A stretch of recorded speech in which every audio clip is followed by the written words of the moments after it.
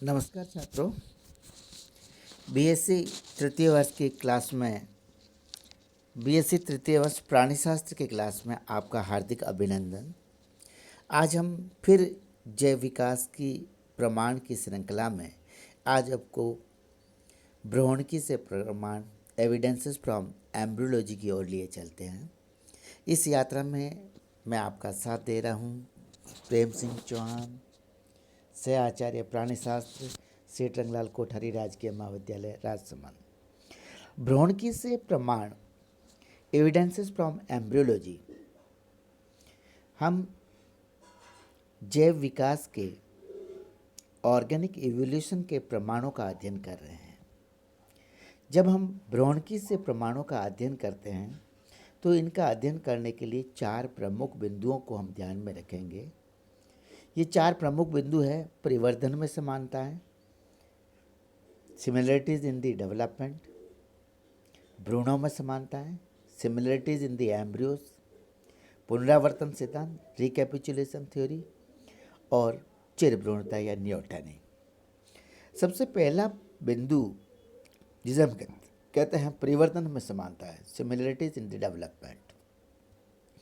प्राय ये देखा गया है जितने भी बहुकोशिकीय जंतु होते हैं उन सभी बहुकोशिकीय जंतुओं का एम्ब्रियोनिक डेवलपमेंट, भ्रूणीय परिवर्तन में आश्चर्यजनक रूप से समानता पाई जाती है। प्रत्येक बहुकोशिकीय जीव जो भी लैंगिक जनन करता है, लैंगिक जनन के लिए उसमें युग्मकों का संलयन होता है और युग्मकों के संलयन के फलस्वरूप युग्मनज का निर्माण होता है। इस युग्मनज को हम जाइगोट कहते हैं।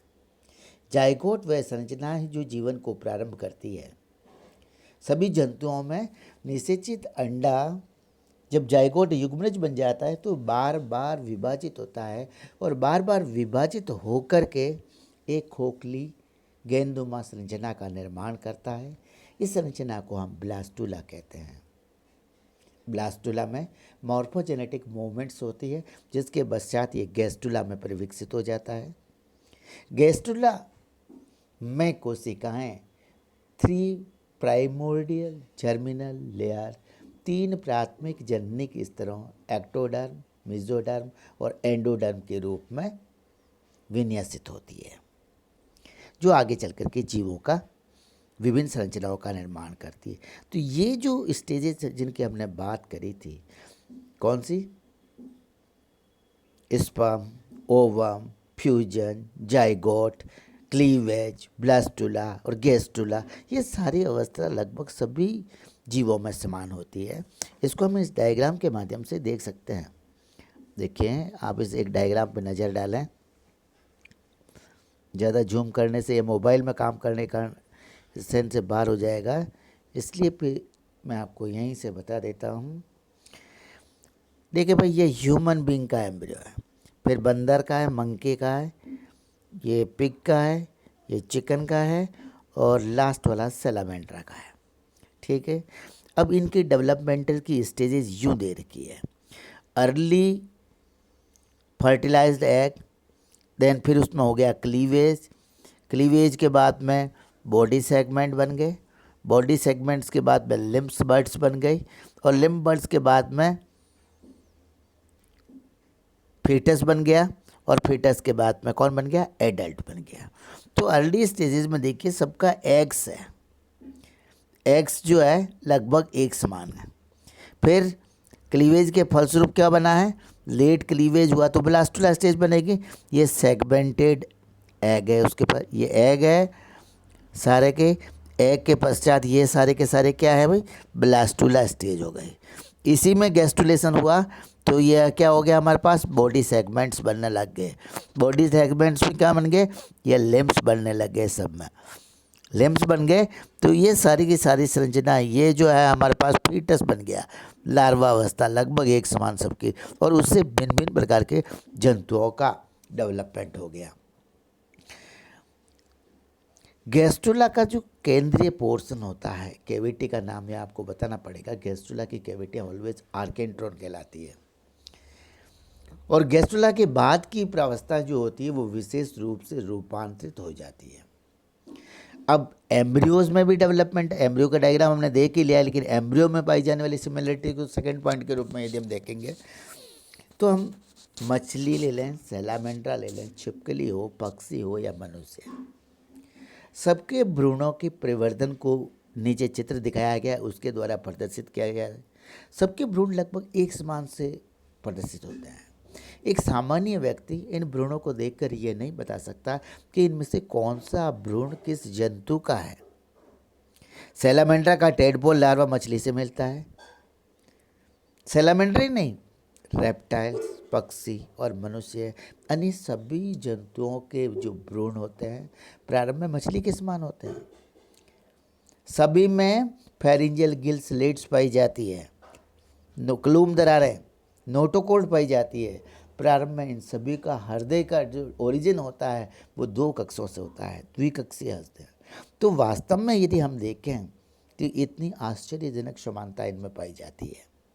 छिपकली, पक्षी और मनुष्य के जो भ्रूण हैं उनमें अवशेष क्लोम अब भी पाए जाते हैं, जो ये प्रमाणित करते हैं कि ये जीव कभी न कभी जलीय प्राणी रहे होंगे, किंतु फिर भी इनके भ्रूणों में मछलियों जैसे क्लोमों की उपस्थिति से ही प्रमाणित होता है कि कशेरुकी की जंतुओं का जो उद विकास है वो मछली के समान पूर्वजों से हुआ होगा। देख लीजिए भाई, हमारे पास यहाँ भ्रूण दिखा रखे हैं। इन भ्रूणों में हमने देख लिए हैं, फिश का भ्रूण है, सैलामेंड्रा का है, फिर हमारे पास है ये टॉर्टोइस का है, चिकन का है और ये ह्यूमन का है। यहाँ देखिए ये पहला भ्रूण है अर्ली एम्ब्रियो, मिडिस एम्ब्रियो और मेच्योर एम्ब्रियो दिखाया गया है। इनमें सभी में गिल स्लिट्स है, इस पर गिल स्लिट दिखाए गए, इसमें गिल्स दिख रहे हैं और इसमें भी मनुष्य में भी गिल्स दिख रहे हैं, गिल स्लिट्स दिख रहे हैं। तो ये इनको आसानी से आइडेंटिफाई नहीं किया जा सकता। आइडेंटिफाई करने के लिए एक्सपर्ट की ज़रूरत होती है। क्यों नहीं आइडेंटिफाई? क्योंकि स्ट्रक्चर जो है इनकी लगभग समान है। फेरिंजियल गिल स्लॉट्स है, वर्टिब्रल कॉलम है, इसलिए इनकी जो प्रारंभिक अवस्था समान होती है, इसलिए ये हमें एक एविडेंस प्रोवाइड करती है ऑर्गेनिक इवोल्यूशन का। अब बात आती है हमारे पास रिकैपिचुलेशन थ्योरी। मनुष्य के भ्रूण के विकास में हमने देखा कि भ्रूण पहले कैसा है, मछली के भ्रूण जैसा, फिर एम्फीबिया के जैसा, फिर अंत में सरीसृपों से मिलता जुलता है। तो मनुष्य के भ्रूण में भी एक छोटी सी टेल पाई जाती है, यह टेल है। इसके अलावा मछली के समान द्विकक्षीय हृदय हैं। इससे स्पष्ट होता है कि प्रत्येक जीव जो है अपना जो भ्रूणीय परिवर्तन होता है उस भ्रूणीय परिवर्तन में समस्त प्रावस्थाओं से होकर के गुजरता है, जिन अवस्थाओं में कभी उसके पूर्वज धीरे धीरे विकसित बने होंगे। मैं इस बात को अंडरलाइन कर देता हूँ और रिपीट कर देता हूँ कि प्रत्येक जीव का भ्रूण भ्रूणीय परिवर्तन में ऐसी समस्त प्रावस्थाओं से होकर गुजरता है जिन प्रावस्थाओं में कभी उसके पूर्वज धीरे धीरे विकसित होकर बने होंगे। इसी आधार पर हिकल नामक वैज्ञानिक ने पुनरावर्तन का सिद्धांत का प्रतिपादित किया और पुनरावर्तन के सिद्धांत के अनुसार प्रत्येक जीव भ्रूणीय विकास में अपनी जाति के विकास की कथा की पुनरावृत्ति करता है। इसी को इंग्लिश में हम कहते हैं ओंटोजेनी रिकैपिचुलेट्स फाइलोजेनी। प्रत्येक जीव भ्रूणीय विकास में अपनी जाति के विकास की कथा की पुनरावृत्ति करता है। कुछ पद इसमें संक्षिप्त हो जाते हैं और कुछ पद रूपांतरित हो जाते हैं। इसी को इस डायग्राम के माध्यम से इसने हिकल और वॉन बेयर ने जो दिए है इवोल्यूशन की थ्योरी, उसको सब में एग है, फिर एम्ब्रियो बना और फिर एडल्ट बना। फिश का एम्ब्रियो फ्रॉग का बना तो फिश का होकर के फिर फ्रॉग का बना, फिश का बना फ्रॉग के जैसा, फिर चिड़िया के जैसा। तो इसको कहता है developmental stages recapitulate adult evolutionary stage. Von Baer ये प्रमाणित करता है फिश, फ्रॉग और bird no recapitulation, embryos development increasingly diverse. ये वॉन बेयर का मत है और इधर हिकल का मत है, दोनों आपको बता दिया। अब बात आती है तो कहता है कि पुनरावर्तन सिद्धांत के अनुसार किसी भी जीव का भ्रूण अवस्था उसके पूर्वज की वयस्क अवस्था के समान होती है। तथा प्रवृत्ति के समय जातिवृत्त इतिहास के कुछ पद जो होते हैं वो संक्षिप्त रह जाते हैं और कुछ पद बिल्कुल विलुप्त हो जाते हैं।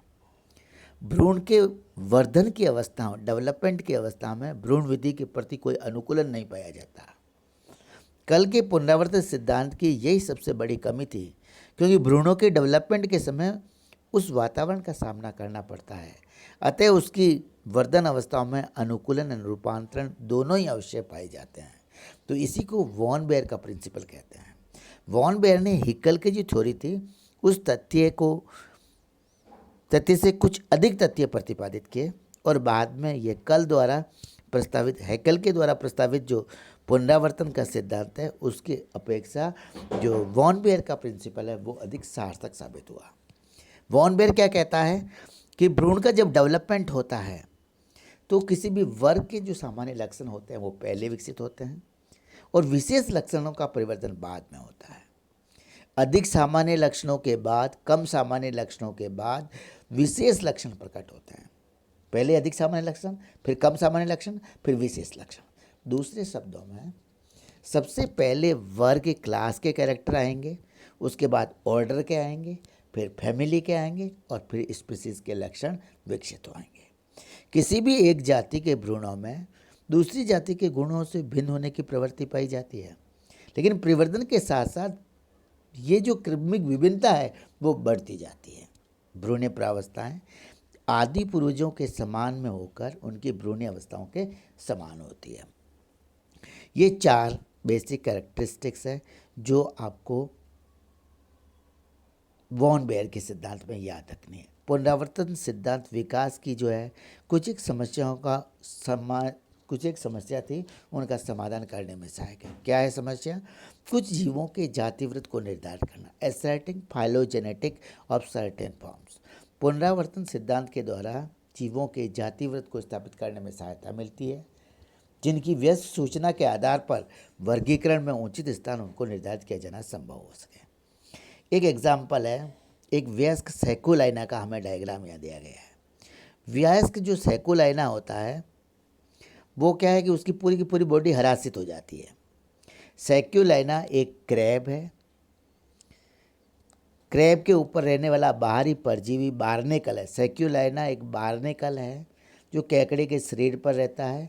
इसकी संरचना थैलेनुमा होती है और इसकी जो शाखाएं होती है वो उत्तक के रूप में फैल करके पोषक पदार्थों को ग्रहण करती है। इसका पूरा का पूरा शरीर हरासित हो जाता है। जननांगों के अतिरिक्त इसमें कोई भी अन्य तंत्र नहीं पाया जाता है, किंतु लार्वा अवस्था की संरचना के आधार पर तो हम इसको संरचना के सारे बॉडी के कैरेक्टर हरासित हो गए हैं, तो हम इसका वर्गीकरण करेंगे तो किस वर्ग में रखेंगे ये हमें पता नहीं चलेगा। इसलिए हम इसकी परिवर्तन की अवस्थाओं को देखते हैं। परिवर्तन की अवस्थाओं में जब हम इसके लार्वा अवस्था को देखते हैं तो इसके लार्वा अवस्था के कैरेक्टर आर्थ्रोपोडा के क्रेस्टेशिया वर्ग के अनुसार मिलते हैं। इसलिए इस जंतु को क्लासिफाई करके क्रेस्टेशिया वर्ग के अंतर्गत रखा जाता है। लार्वा में प्रतिगामी कायांतरण हो गया और प्रतिगामी कायांतरण के फलस्वरूप ये वयस्क सैकुलाइना बन गया जो केकड़े के ऊपर पाया जाता है। ये देखिए डायग्राम में दिखाई रखा है हमारे पास। क्या दिखा रखा है डायग्राम में? एब्डोमेन ऑफ द क्रैब दिखा रखा है। ये सारे प्रोसेसेस दिखा रखे हैं इसके जो इसमें फैला हुआ है जंतु।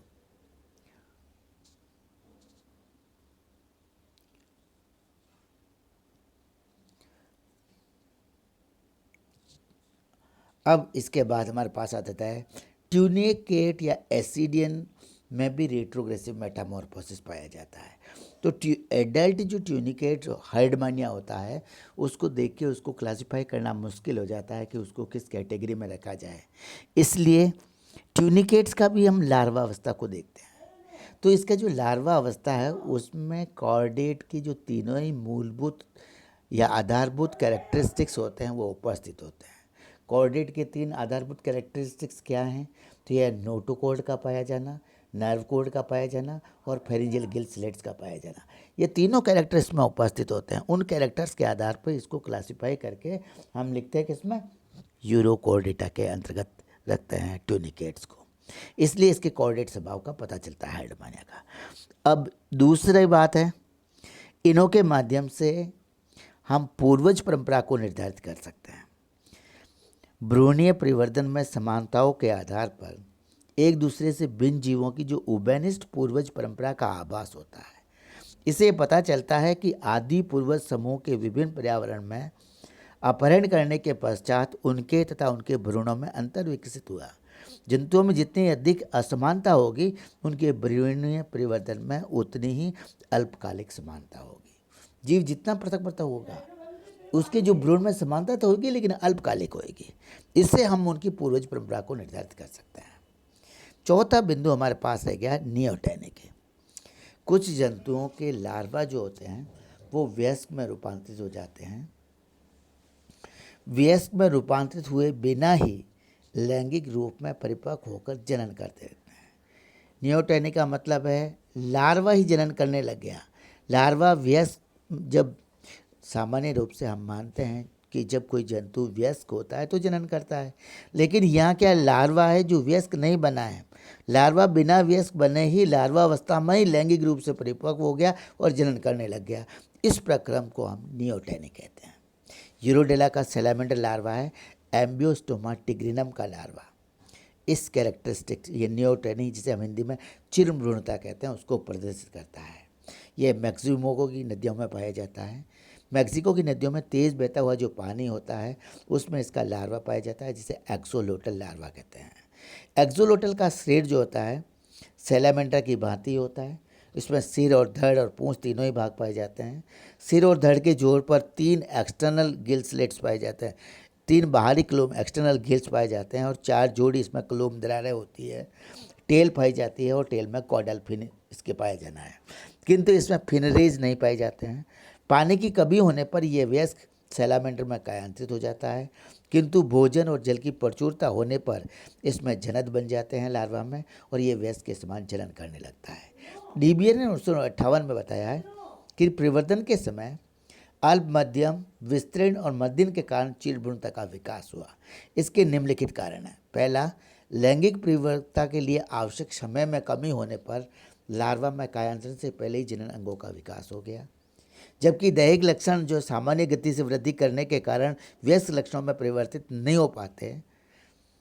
ऐसा एलासोमा नामक पिग्मी सनफिश में अपनी जाति की अन्य मछलियों के समान बाहरी आकृति का विकास नहीं हो पाता, और क्रम नियम के हस्तियों का पूर्ण अधिकरण नहीं हो पाता है। सिर पर लेटरल लाइन पार्श्व रेखा नदी का है, ये भी अपूर्ण रह जाती है। शरीर पर पार्श्व रेखा तंत्र का अभाव होता है। इसका आकार 1 इंच से अधिक नहीं होता। इससे निष्कर्ष निकाला जा सकता है कि रोड बनने की जल्दी में वयस्क लक्षणों का पूर्ण विकास नहीं हो पाता है और लार्वाई लैंगिक जनन करने लगता है। कुछ प्राणियों में दैहिक लक्षणों का वर्णन की गति बहुत धीमी होती है। जनन अंगों के वर्धन की गति सामान्य ऐसे प्राणियों में पूर्वजों के कुछ आदिम लक्षण चिरस्थायी हो जाते हैं। उदाहरण के लिए नहीं उड़ने वाला शुतुरमुर्ग में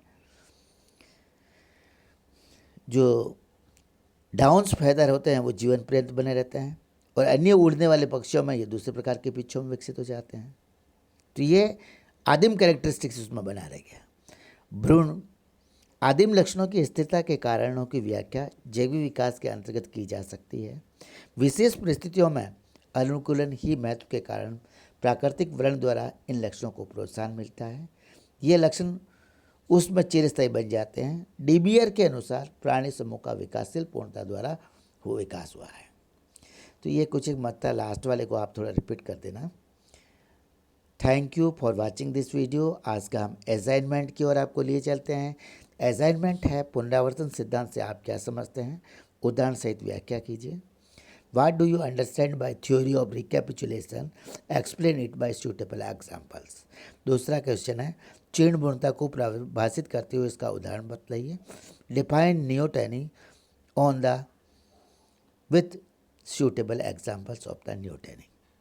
Thank you for watching this video. Have a good day.